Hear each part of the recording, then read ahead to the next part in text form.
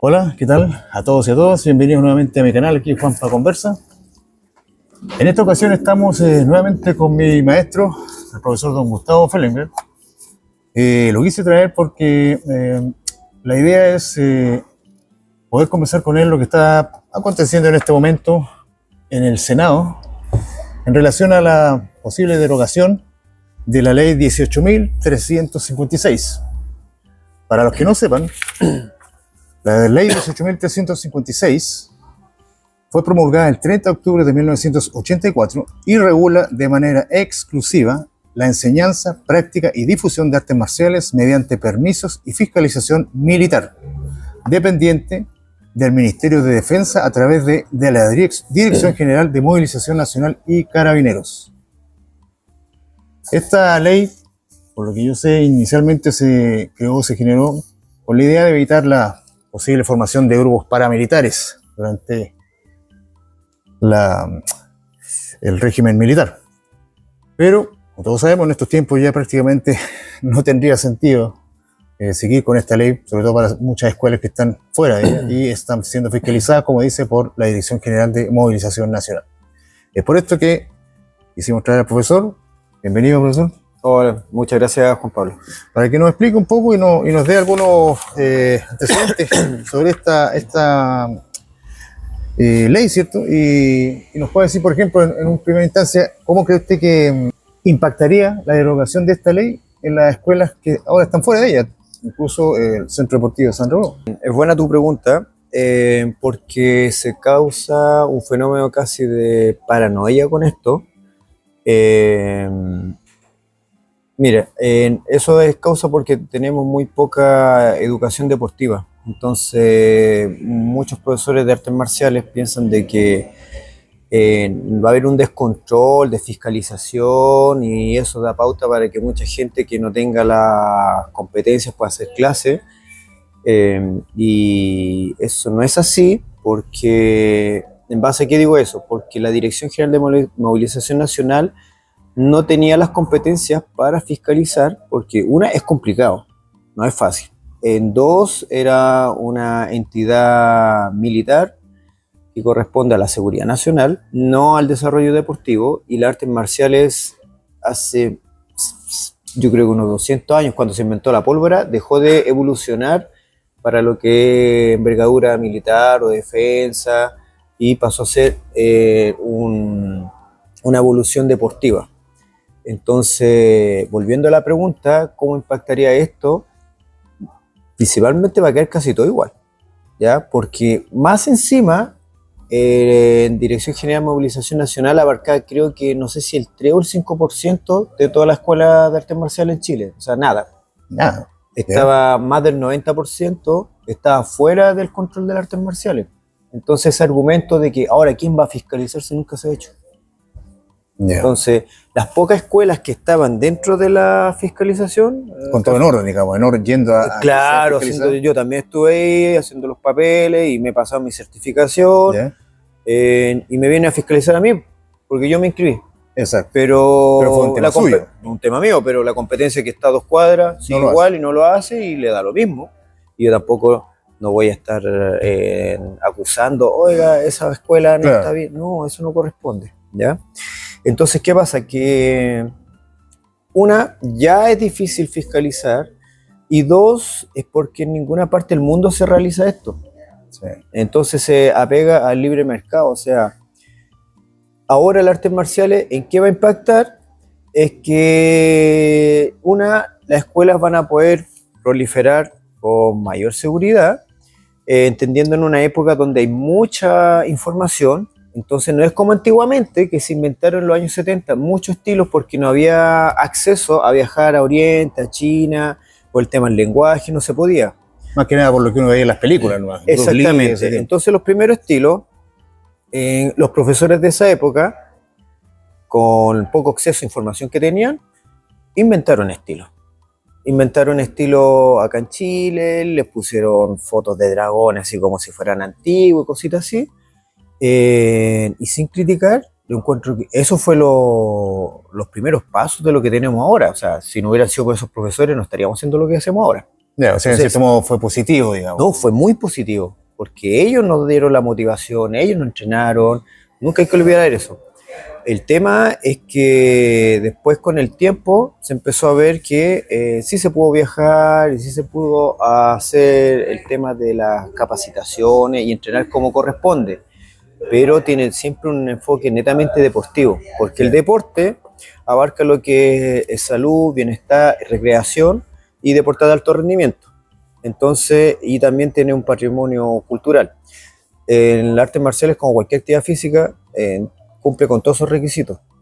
Entonces, no cumple con requisitos o criterios para que el Ministerio de Defensa Sí, lo eso es lo que, fiscalice. No tiene justamente lo que he sentido. escuchado, que ya por ahí me vi algunos, qué sé yo, podcasts donde dicen que justamente de hecho el Kung Fu, yendo directamente al Kung Fu, cuando ya hay un torneo que se realizan de Kung Fu, que tienen reglas, ¿cierto? Y premiación y competición, ya pasa a ser un deporte, o sea, no es una actividad, como dice usted, que pueda ser regulada como defensa personal, ya es un deporte, así como es el boxeo, que tiene reglas, como es el taekwondo, que también hace torneo y tiene reglas. Es exactamente lo mismo con el Kung Fu. Ya hay torneo, también tiene sus reglas y formas de... Entonces no tiene por qué quedar fuera, eso es lo que dicen algunos, el argumento que están dando. No, claro, el argumento es que romantizan de que las artes marciales son una arma y que somos prácticamente un peligro en la sociedad porque se supone que con nuestras manos podemos matar personas. Eh, Personalmente yo creo que las personas que piensan así es que nunca han peleado, nunca se han puesto guantes y eso hace que no sepan lo vulnerable que uno es como persona. Yeah. Entonces, el que ha peleado, el que ha hecho combate, el que ha recibido golpes, sabe lo vulnerable que es. Y eso a ti te debe constar que tú ya practicas, tú ves que los que más pelean son como más bajo perfil. Y los que nunca han peleado creen otras fantasías, ¿ya? Yeah. Bueno, en ese mismo contexto, ¿usted qué experiencias directas ha tenido en cuanto a la fiscalización militar? ¿Ha sido muy complicado? No, para nada. Nosotros teníamos nuestros papeles al día, que era algo muy engorroso, muy engorroso. Eso se ve muy engorroso. Yo fui claro, yo fui para allá, para la Dirección General de Movilización Nacional directamente. Me costó mucho tener esos papeles porque habían papeles que no existían, o sea, son cosas que piden papeles de maestros que ya están fallecidos. Exacto, eso es un absurdo, de verdad. Sí, absurdo. Me pedían un papel que yo tengo, yo sé que muchos profesores tuvieron ese problema, el permiso del MinSal, porque... ¿El MinSal? Sí, claro, como cualquier local comercial. Pero ya, okay. Cuando tú tienes microempresa familiar, un local pequeño, yo fui al MinSal y el MinSal me dijo, ya, sí, tiene que dármelo, ¿cómo se llama esto? El mapa de la escuela, a la salida, el tema de seguridad. Todo el tema, ya, perfecto. Pero me dijo, ¿pero es para 100 personas? Y dije, no, si en mi escuela caben 10, 12 personas en la sala. Ah, no, es que esto se hace para 100 personas. Se hace enfocado a casas comerciales, llámese escuelas de fútbol, centros como la caja de compensación, centros grandes. Dije, no, el otro microempresa familiar. Y es que nosotros no hacemos ese papel. Es que me lo están pidiendo en Fiscalía Militar. Es que no existe. ¿Usted puede escribirme que no existe? No, es que nosotros no podemos hacer cosas que no existen, obvio. Y ellos... Iba allá y hablaba con el sargento de esa época que estaba a cargo y no había caso. Y los profesores que sí tenían ese permiso, entre paréntesis, no era el permiso, ellos sacaban fotos a sus locales comerciales y con eso mostraban, tengo un baño, esto, y le daban los permisos. Y yo iba con las mismas fotografías, obviamente mi local, y no. Entonces a lo que voy, y no es culpa de ellos no tienen la capacidad para regular en gestión deportiva. Es el tema. Así como tampoco tener, como dice usted, la capacidad de fiscalizar o evaluar a maestros de artes marciales. Que no, exactamente. También, es como, pongámonos al revés. Yo como profesor de educación física, artista marcial, yo no tengo conocimiento ni poder para poder decirle a un militar en su calidad técnica frente a un ejercicio que ellos hacen durante 30, 20 años y yo no tengo idea. ¿Cómo los voy a evaluar? Exacto. ¿Qué estudios me respaldan a mí para ser evaluador de una profesión que no tengo idea? Entonces es al revés, ellos no. Y como ellos no tenían eso, y lo saben, tomaban otros profesores para Ya. ayudarse. Y ahí empezó el tema de los monopolios, que un profesor no dejaba que los otros hicieran clase, hay temas de ego. Me imagino que discusión entre profesores también, porque más de uno no estaría de acuerdo con algo así, porque yo como profesor de, no sé, de Tai Chi, no lo voy a hablar a usted que es de Choelifá, porque yo no, tal vez ubico el Choelifá, pero no puedo evaluarlo en cuanto a las técnicas, mucho menos, porque usted es el maestro, yo Exactamente, y los estilos y eso es el tema complejo en las artes marciales, porque no es como fútbol, que el fútbol es un reglamento y son claro. todos iguales, fútbol. Exacto. Está la subdivisión de fútbol, fútbol 7, fútbol 8, 10, 11, Pero las según reglas son edad. las mismas y la raya cancha igual. Para todos. Exactamente. Y eso es lo bonito del deporte, que hace que todas las clases sociales en el deporte son todas iguales, ¿ya? Claro. Pero en el caso de las artes marciales, solamente en Kung Fu, en China hay registrados 350 estilos. Solamente en Kung Fu. ¿Ahí ¿En China o en Chile? Solamente en China. En China, ya. Entonces imagínate si le sumas todo el repertorio. O sea, ¿cómo vas tú? No, es que no es viable. Lo que, por lo mismo, cuando pasan a hacer deporte, está la opción. Tú haces tu escuela, listo. No tienes fiscalización, entre paréntesis, o cualquier actividad. Es que hay que poner el caso de que todo esto, las artes marciales se van a llevar a la ley del deporte. La ley de deporte, la 19.712. Exacto. Entonces, veamos cómo funciona el deporte. Y yo siempre lo asimilo al fútbol porque le gusta o no le guste, todo lo conoce. El fútbol, el tenis, lo que sea. Yo, Gustavo Fer, me voy a poner una escuela de fútbol. Va a llegar el apoderado. Bueno, ¿y de dónde usted? A mí se me ocurrió poner una escuela de fútbol. ¿No? El cliente va a decir, ¿y de dónde usted? Y ahí yo, soy profesor de educación física. Ya. No, soy técnico del INAF. Ya, perfecto. Las credenciales. Las credenciales. Y eso funciona en todos los negocios. Sí, eso sí. O sea, uno va a una empresa y a trabajar y el dueño de la empresa dice, oiga, ¿en qué currículum tiene? ¿De dónde? Y eso no se anexa acá. ¿Ya? En artes marciales, como que un maestro tiene que validar otro estilo y no funciona así. Está el tema del libre mercado. Entonces, ¿qué pasa con eso? Que uno puede y tiene la necesidad, y más la necesidad, tiene el deber de saber dónde, en este caso, dónde voy a dejar a mi hijo entrenando, qué es lo que quiero.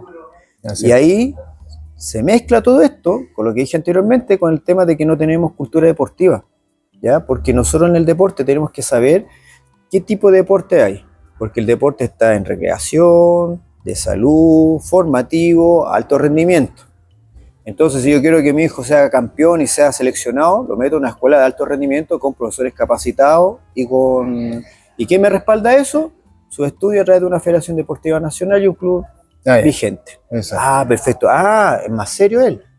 ¿De dónde? No, del Club Universidad de Chile, que es sede de la Federación Chilena de Fútbol, bla, bla. Acá es lo mismo. Si yo me voy a inscribir con Juanito Pérez y veo que ya yo no tengo conocimiento de artes marciales, pero uno tiene celular y estamos en la época donde el ser humano tiene más acceso a la información en toda su historia. Exactamente. Entonces ya no estamos en los años 80 que no hay información. Ahora sí hay información. Juanito Pérez, ¿dónde? Pum.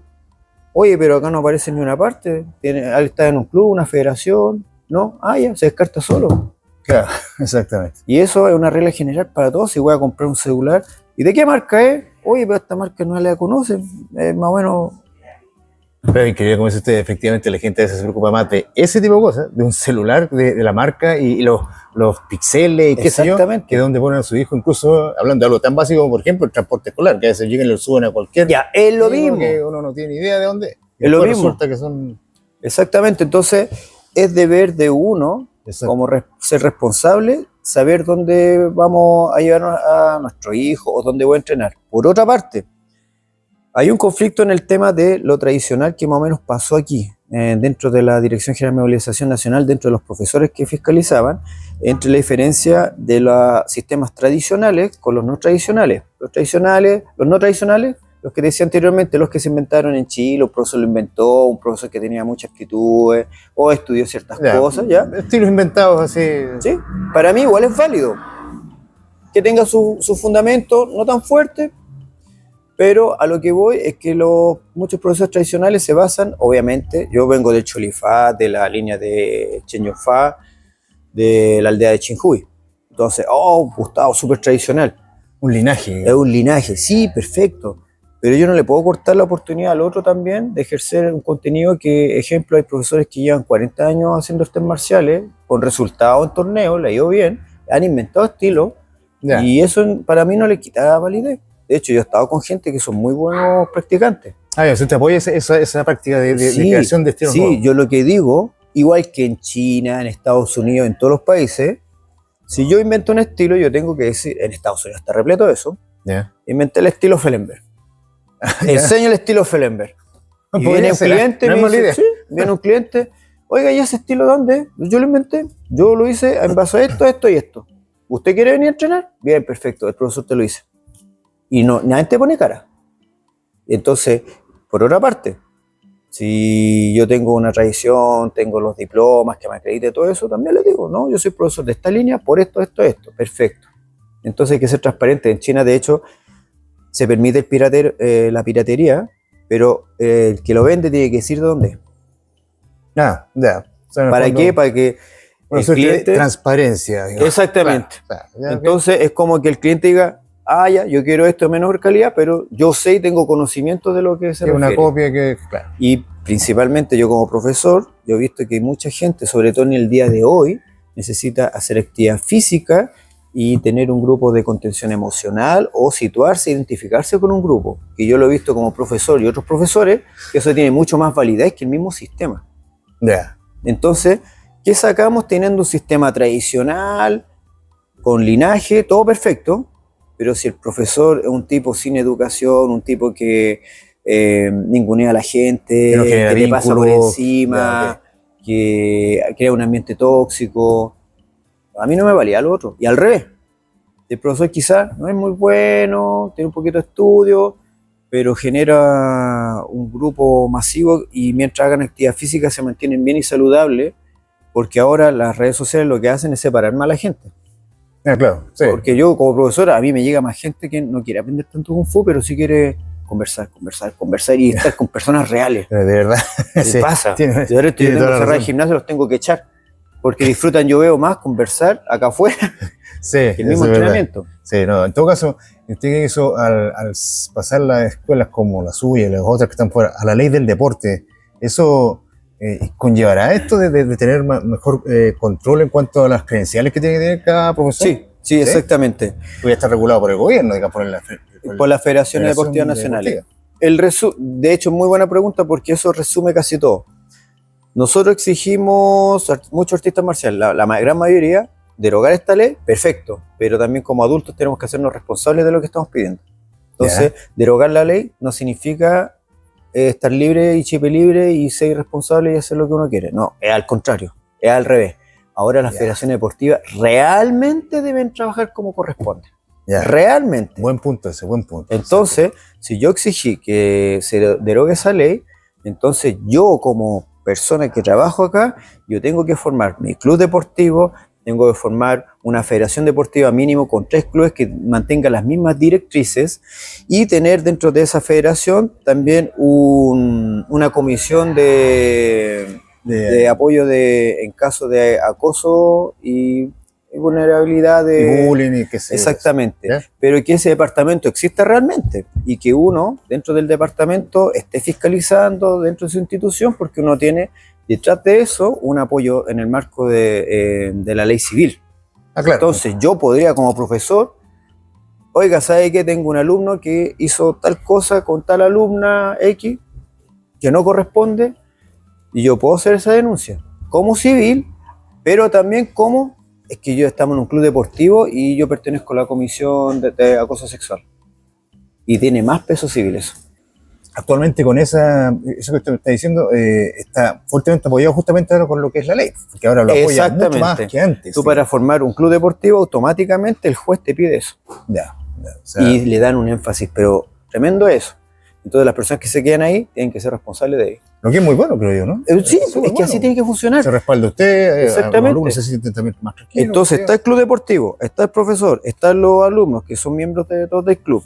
Aparte, después, todo este club está dentro de una entidad más grande que es la Federación Deportiva Nacional, la cual también se tiene que hacer responsable de los usuarios que tiene, tanto profesores como socios. Entonces, esa federación va a pedir ciertos requisitos que ya están en todos los otros deportes.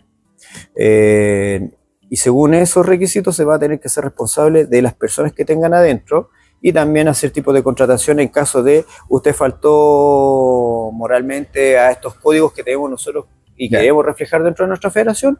Perfecto, se Se va toman las y medidas que paralelamente hacemos la denuncia y todo eso. Ahora, profesor, yo sé que usted estuvo hace un par de años en el Senado, si no me equivoco, ¿cierto? Sí. Estuvo allá en una de las reuniones de una comisión. Que Exactamente. ¿Cómo dio la disposición de Ya, los diputados miren. para esto?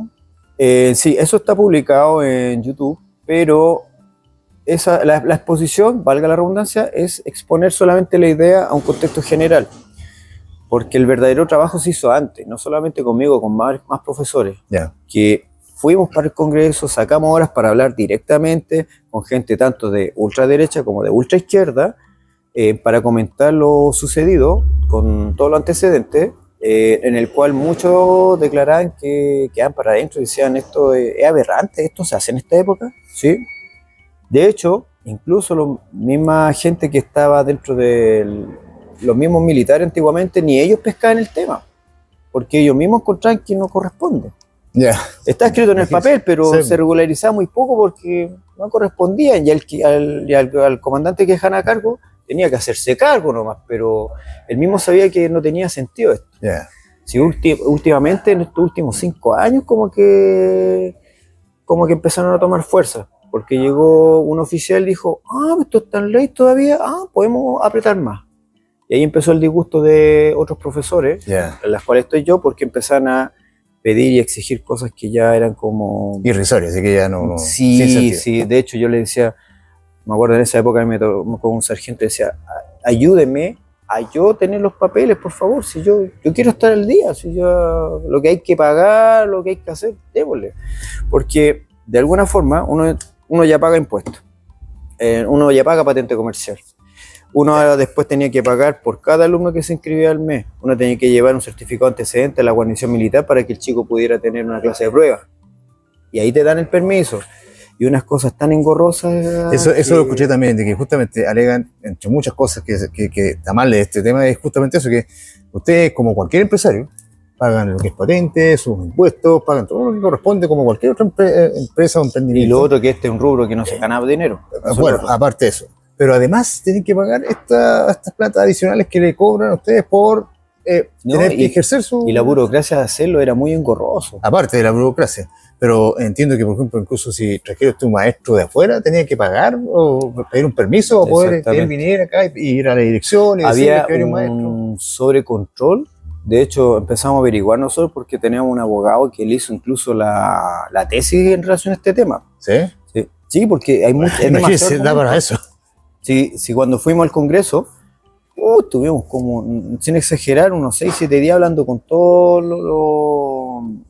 los diputados que están ahí y algunos senadores. ¿Y qué disposición tenían? No, absoluta. O sea, es que no había un color político ahí. O sea, todos decían que había que derogar. Yeah. O sea, es que encontraban aberrante y absurdo, decían. Ya, bien me parece. Es que no tiene sentido. Entonces, por aquí yo podría hacer un podcast como de 4 horas diciendo las cosas negativas, pero no corresponde. Yo como casi de afuera, sin tener mucha idea de esto, pero me pregunté, ¿y a dónde va a parar toda esa plata que se recaudó? ¿Al fisco? No, va a Tesorería General, va a la guarnición militar. ¿Sí? De ahí también hubo algunas denuncias en Contraloría, porque claro, podría no había justificación para dónde iba ese dinero.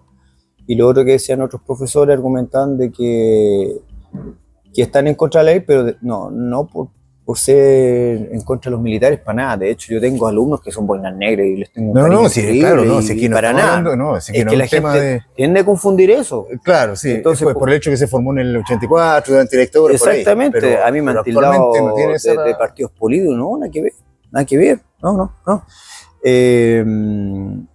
Entonces, ¿qué es lo que pasa? Que hay unos profesores que dicen, bueno, y por último que ese dinero pase para ayuda también a los artistas marciales, escuelas, para que se compense. Pero, bueno, y ahí yo decía que no, porque la Dirección General de Movilización Nacional es un ente fiscalizador, no de ayuda, para eso está el INED. Y ahí está el otro problema, que el INED en esa época había sacado casi el 90% de las ramas de artes marciales y dejó como 3 que no eran olímpicas. Que creo que era el Hapkido, ay, no me acuerdo cuál más. ¿Ya? Entonces cuando uno iba a postular ya no existía. ¿Pero el IND? Sí, sí. ¿Y ellos hicieron eso? Sí, ¿Sacaron? sí, se les mandó una carta incluso y en la carta decía, no, nosotros no nos hacemos cargo de estas disciplinas porque no son deporte. Bueno, estarían en la disyuntiva por el hecho que estaban siendo fiscalizadas por la Exactamente. Dirección General. Sí, porque al final, siendo bien arbitrario, este es un problema para la entidad Sí. que lo tiene. O sea, Sí. ahora va a ser un problema para el IND porque hay mucha disparidad. Son, como te dije antes, muchos estilos, distintos criterios, distintos maestros. Sí, pero la idea también es poder darle un enfoque de más protagonismo ante la sociedad, para que las escuelas puedan Exactamente. abrirse y la gente tenga mayor acceso sin tanto inconveniente, ¿cierto? Y sin estar preocupado de que, oye, porque entiendo yo que cuando uno llega a ser faja negra, después tiene que ir uno como faja negra a la dirección en este momento, ¿no? A inscribirse, hay que pagar, ¿sí o no? Sí, y hay que sacar en unas documentaciones que, como decía anteriormente, no existen o hay que modificarla y es sumamente engorroso. O sea, un maestro en el extranjero a través de la embajada te tiene que mandar un documento y la embajada acá en Chile tiene que hacer la tramitación para hacer la traducción legal. Entonces era algo muy engorroso. Pero entiendo que, por ejemplo, en el caso suyo, usted creo que hace años haciendo esto, usted y lo primero que hizo fue certificarse ante la Dirección General, ¿no? Como Sí. profesor, Sí, ¿cierto? sí. Con su título y como todo el maestro, tema, sí. ¿cierto? Ya. Entonces, según como yo lo veo y lo que he estado viendo y leyendo, es, y lo dijo un maestro también, casi rayando lo ilegal, que usted ahora, nadie puede venir a pedirle una revalidación de su título cuando ya la misma Dirección General ya se lo validó. Sí. ¿Entiendes? No pueden volver a Ya, pedirle, acá, oye, certifica claro. y dame un certificado de tu maestro que ya puede estar muerto. Es como, pusieron un ejemplo, es como que yo, egresado de la Chile, Sí, de exactamente. abogado, llevo 40 años trabajando en esto y me piden, pero que el timbre, la firma del rector, necesitamos que te lo revalide. Y el rector ya murió. Entonces, Exactamente pero eso. si es la universidad la que me convalida, no el rector, ¿me entiendes? O sea, Sí. ese tipo de incongruencia es lo que se está dando en este momento, Exactamente. ¿o no? Exactamente. Y es por lo mismo porque hay un sobrecontrol del tema y pierde el objetivo.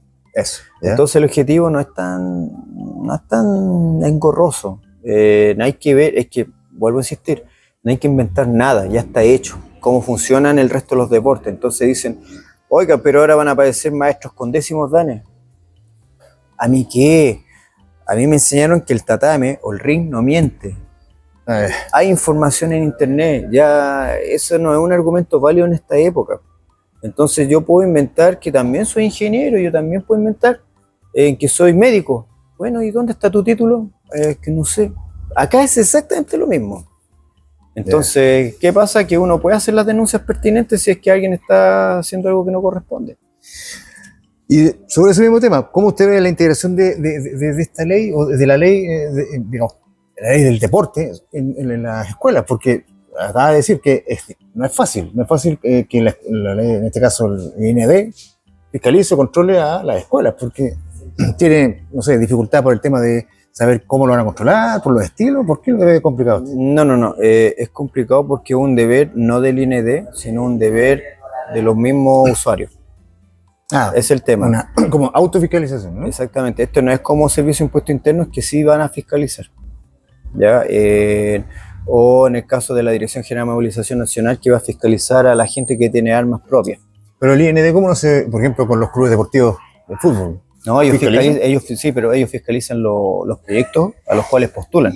¿Ya? Pero no andan fiscalizando, oiga, usted es profesor de fútbol y no tiene credencial. No, eso no existe. Ya, ok, perfecto. Eso no Entonces, existe. con el tema de las escuelas sería lo mismo. Podrían fiscalizar en último caso los proyectos a los que postulen para ver si efectivamente se realizan, qué sé yo, una suerte de fiscalización, como valga la redundancia. ¿Sí? Fiscalización, exactamente. Ya. Por ende, sería más expedito para las escuelas poder postular a ese tipo de... Eso es lo otro, exactamente. Va a ser más expedito, se va a generar una cultura de socios de club deportivo y de financiamiento en el gobierno regional o en el IND, y eso hace de que también dentro de esas postulaciones se puedan hacer masificación del deporte, porque el objetivo también de las federaciones deportivas nacionales, que a muchas federaciones que no son olímpicas se lo olvida, y es muy importante el departamento de captación de talentos, porque el objetivo de todo esto es sacar al niño con talento y llevarlo, ojalá, a lo más alto del rendimiento deportivo para representar al país. Ese es como el objetivo final que tiene la Federación Deportiva Nacional. Que es un objetivo a mediano y largo plazo. Exactamente. No es al de mañana, ni pasado, Exactamente. ni... Entonces los cursos que hacían en el IND,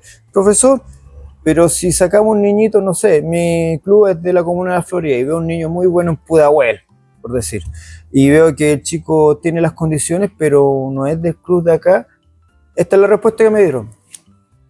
No me interesa, usted lo pesca y usted vea, invente como sea, pero el chico tiene que entrenar y usted darle las garantías de que el muchacho tiene que ser el mejor de Chile, porque es un talento. Un chico que está entrenando es un chico que no está metido en la droga. Metido en la droga, en otras cosas. Hola a todos y a todas, ¿cómo están?